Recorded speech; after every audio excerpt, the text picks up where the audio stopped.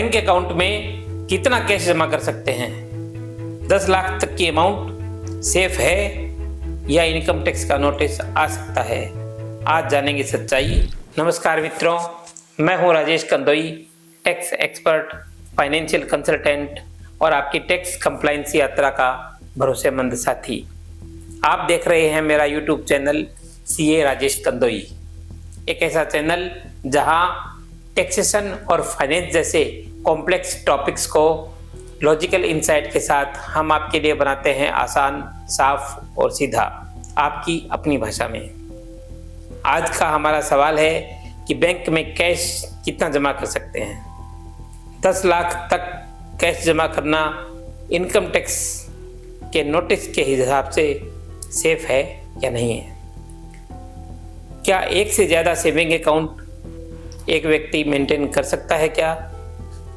और अगर एक से ज़्यादा सेविंग अकाउंट अलग अलग बैंकों में खोल कर रखे हुए हैं तो उनमें 10 लाख रुपए तक की राशि डिपॉजिट करने से क्या इनकम टैक्स का नोटिस आने से बचा जा सकता है?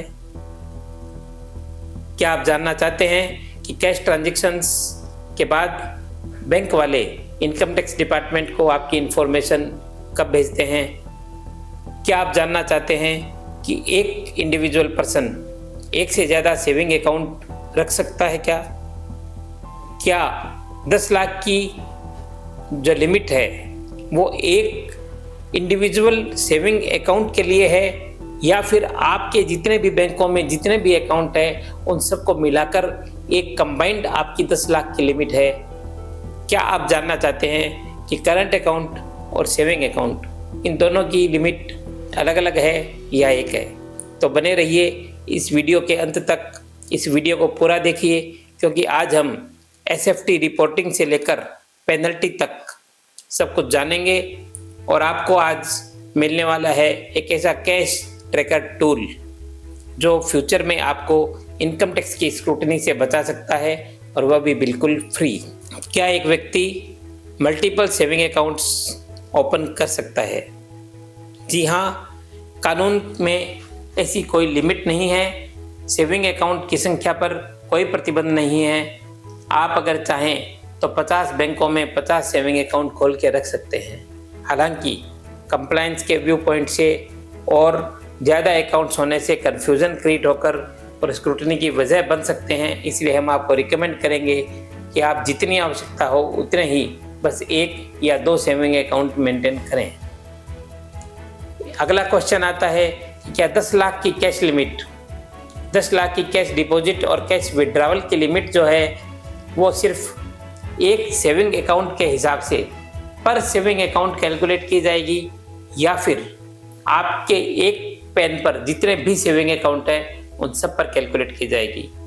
तो ये बात सही है कि एक बैंक में आपका जो एक सेविंग अकाउंट होगा उसमें अगर 10 लाख से कम कैश डिपॉजिट है या फिर 10 लाख से कम अमाउंट को कैश विड्रॉ किया गया है तो फिर वह बैंक आपकी रिपोर्टिंग नहीं करेगा। तो इस तरह से अगर आपके 10 बैंकों में अलग अलग जगह 10 सेविंग अकाउंट ओपन किए हुए हैं और उन सब में मान लीजिए 9-9 लाख रुपए तक के कैश ट्रांजैक्शन भी होते हैं तो आपकी रिपोर्टिंग नहीं होगी। लेकिन यह गलतफहमी मत पालिए कि इससे आपको इनकम टैक्स डिपार्टमेंट की नज़र से बचाव होगा, क्योंकि ज़रूरत पड़ने पर आपके पैन नंबर के आधार से, आपके आधार के बेसिस पर और यहाँ तक कि आपके एड्रेस के बेसिस पर भी यह सारा का सारा डेटा इनकम टैक्स डिपार्टमेंट को एक जगह मिल जाता है। और यानी आपके नाम पर जितने भी अकाउंट्स हैं उन सब में मिलाकर जितने भी ट्रांजैक्शन आपने किए हुए होते हैं उन सब का आपको क्लेरिफिकेशन और जस्टिफिकेशन ज़रूरत पड़ने पर इनकम टैक्स डिपार्टमेंट को देना पड़ता है और आपको अपने सभी अकाउंट्स में मिलाकर जो भी इनकम रिसीव होती है उस इनकम पर प्रॉपर कैलकुलेशन करके इनकम टैक्स अदा करना आपकी जिम्मेदारी बनती है। क्या बैंक हर ट्रांजैक्शन को रिपोर्ट करता है? तो इसका आंसर है नहीं। बैंक आपके हर ट्रांजैक्शन को रिपोर्ट नहीं करता है। केवल एक थ्रेशोल्ड लिमिट होती है, उस थ्रेशोल्ड लिमिट के बाद आपके जो ट्रांजैक्शन जब थ्रेशोल्ड लिमिट को पार कर जाते हैं तब बैंक इनकम टैक्स डिपार्टमेंट को SFT के ज़रिए, मतलब स्टेटमेंट ऑफ फाइनेंशियल ट्रांजैक्शंस के ज़रिए आपकी टोटल कैश डिपॉजिट या कैश विड्रॉवल की अमाउंट को रिपोर्ट करता है। तो अब हम जानेंगे कि SFT के लिए ये थ्रेशोल्ड लिमिट क्या है। तो सेविंग अकाउंट के लिए अगर किसी एक फाइनेंशियल ईयर में, मतलब 1 अप्रैल से लेकर नेक्स्ट ईयर के 31 मार्च तक का जो ईयर है जिसे हम फाइनेंशियल ईयर कहते हैं, अगर एक फाइनेंशियल ईयर में आपका कैश डिपॉजिट्स या कैश विड्रॉवल कुल मिलाकर 10 लाख रुपए से ज़्यादा हो जाता है तो बैंक उस पेन को SFT में रिपोर्ट करते हैं। करंट अकाउंट में यह लिमिट 50 लाख रुपए है। अगर आपका बैंक में करंट अकाउंट है तो एक फाइनेंशियल ईयर में आप 50 लाख रुपए कैश डिपॉजिट या 50 लाख तक का कैश विड्रॉ करते हैं, तब तक आपकी SFT में रिपोर्टिंग नहीं होगी। उसके ऊपर होने पर ही आपकी रिपोर्टिंग SFT में होगी। लेकिन दोस्तों, कैश विड्रॉवल के साथ में अगर आप अपने अकाउंट से 1 करोड़ रुपए एक फाइनेंशियल ईयर में विड्रॉ करते हैं तो सेक्शन 194N के द्वारा आपके कैश विड्रॉवल पर 2% की दर से TDS बैंक द्वारा काटा जाता है, जिससे भी इनकम टैक्स डिपार्टमेंट में आपके कैश विड्रॉवल की फिगर चली जाती है। और अगर आपने पिछले 3 साल में ITR फाइल नहीं किया होता है तो यह 1 करोड़ की लिमिट रिड्यूस होकर 20 लाख तक आ जाती है। इसका मतलब यह हुआ कि अगर आपने पिछले 3 साल में ITR फाइल नहीं की है या फिर आपने ITR फाइल की है लेकिन आपने अपने बैंक को वह ITR की कॉपी सबमिट नहीं की है, तो 20 लाख रुपए से ज़्यादा कैश विड्रॉवल होने पर बैंक सेक्शन 194N में आपका 2% की दर से TDS काटेगा। हाई वैल्यू ट्रांजैक्शन अलर्ट क्या होता है? मल्टीपल अकाउंट्स में भी जब छोटे छोटे डिपॉजिट्स किए जाते हैं या फिर कोई हाई वैल्यू ट्रांजैक्शंस नोट किए जाते हैं तो सिस्टम अपने आप पेन बेस्ड ट्रैकिंग करके उसका अलर्ट जारी करता है और यह डेटा AIS और 26AS में कंसोलिडेट होकर के रिफ्लेक्ट होता है। तो कमेंट करके आप हमें बताइए कि आपको पहले क्या लगता था, सेविंग अकाउंट में पर अकाउंट की लिमिट क्या होती थी और क्या अब आपको क्लियरिफिकेशन हुआ। अगर आपको ये सब्जेक्ट क्लियर हुआ है तो कृपया कमेंट में हमें क्लियर ऐसे लिख करके बताएं। अब हम बात करते हैं कुछ ऐसे लीगल प्रोविज़न की जो आपके लिए जानना ज़रूरी है अगर आप कैश में ट्रांजैक्शंस करते हैं। तो हम बात करना चाहते हैं सेक्शन 269ST की, कि एक दिन में अगर एक व्यक्ति से एक ओकेजन पर 2 लाख से अधिक कैश लिया जाता है तो सेक्शन 269ST में उसके ऊपर 100% पेनल्टी का प्रावधान है।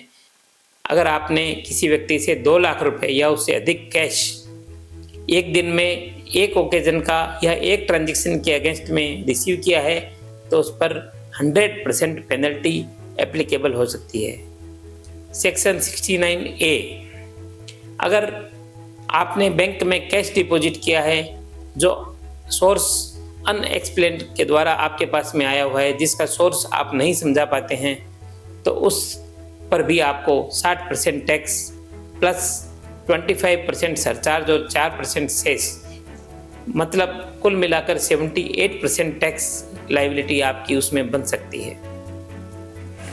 एक्सपेंसेस के मामले में सेक्शन 40A3 भी आपको ध्यान में रहना चाहिए कि अगर आप कोई बिजनेस या प्रोफेशन करते हैं और उस बिजनेस और प्रोफेशन में आपको किसी व्यक्ति को पेमेंट करना होता है और वह पेमेंट 10,000 से अधिक की अमाउंट पर अगर आप कैश में वो पेमेंट करते हैं तो उसके ऊपर वो जो एक्सपेंसेस है वो आपका डिसअलाउ हो जाएगा और आपके नेट प्रॉफिट को इंक्रीज करते हुए आपके ऊपर टैक्स लगाया जाएगा। तो इसलिए हम आपको ये सजेस्ट करेंगे कि इनकम टैक्स के प्रावधानों की पालना करने के लिए और किसी भी प्रकार के नोटिस या परेशानी से बचने के लिए आपको अपने हर कैश फ्लो, इनफ्लो या आउटफ्लो, हर कैश फ्लो का प्रॉपर डॉक्यूमेंटेशन अपने पास में रखना चाहिए, जैसे इनवॉइस, रिसीट, गिफ्ट डीड, अगर आपकी एग्रीकल्चर इनकम है तो एग्रीकल्चर से रिलेटेड डॉक्यूमेंट्स। आपको कैश बुक और बैंक स्टेटमेंट को मंथली बेसिस पर हमेशा मैच करना चाहिए और फाइनेंशियल ईयर एंड होने पर आपको सारे डिपॉजिट्स को AIS से रिकनसाइल करना चाहिए और 2 लाख रुपए से ऊपर की कैश रिसीट को एक दिन में एक पार्टी से लेने को अवॉइड करना चाहिए। तो दोस्तों, हम इस वीडियो में जान चुके हैं कि बैंक अपने SFT में स्टेटमेंट ऑफ फाइनेंशियल ट्रांजैक्शंस में लिमिट क्रॉस होने पर ही नहीं, सस्पिशियस पैटर्न होने पर भी अलर्ट भेजते हैं। AIS और 26AS पेन के बेसिस पर आपके सभी अकाउंट्स को कंबाइंड करके पूरे डेटा एक जगह पर इनकम टैक्स डिपार्टमेंट को अवेलेबल करवा देते हैं। तो टैक्स प्लानिंग आपकी ज़िंदगी का एक हिस्सा होना चाहिए, लेकिन टैक्स इवेजन नहीं। आप अपने कैश डिपॉजिट्स को सही तरीके से अगर ट्रैकिंग करना चाहते हैं तो फ्रेंड्स, जैसे मैंने आपको वीडियो के स्टार्ट में प्रॉमिस किया, हम आपको एक देने वाले हैं कैश ट्रैकर टूल। यह कैश ट्रैकर एक्सेल शीट आप डाउनलोड कर सकते हैं। इसका लिंक वीडियो के डिस्क्रिप्शन में दिया हुआ है। आपको क्या करना है कि आपको अपने हर कैश डिपॉजिट की डेट, अमाउंट और सोर्स उसमें भरना है। तो ये टूल आपको खुद हाईलाइट करके बताएगा कि कौन सी एंट्री आपके लिए रिस्की हो सकती है और उसके बेसिस पर इनकम टैक्स डिपार्टमेंट आपके अगेंस्ट एक्शन स्टार्ट कर सकता है। आपको यह वीडियो यूज़फुल लगा तो लाइक का बटन दबाइए, कमेंट कीजिए और आप ट्रैकर यूज़ करते हैं तो प्लीज़ हमारे चैनल को सब्सक्राइब कीजिए ताकि अगली वीडियो में आपको रियल केस स्टडीज़ और ज़्यादा प्रैक्टिकल टूल्स के साथ एम्पावर कर सके। मैं हूँ CA राजेश कंदोई, आपकी टैक्स यात्रा में आपका साथी। मिलते हैं अगले वीडियो में। Stay compliant, stay confident. नमस्कार।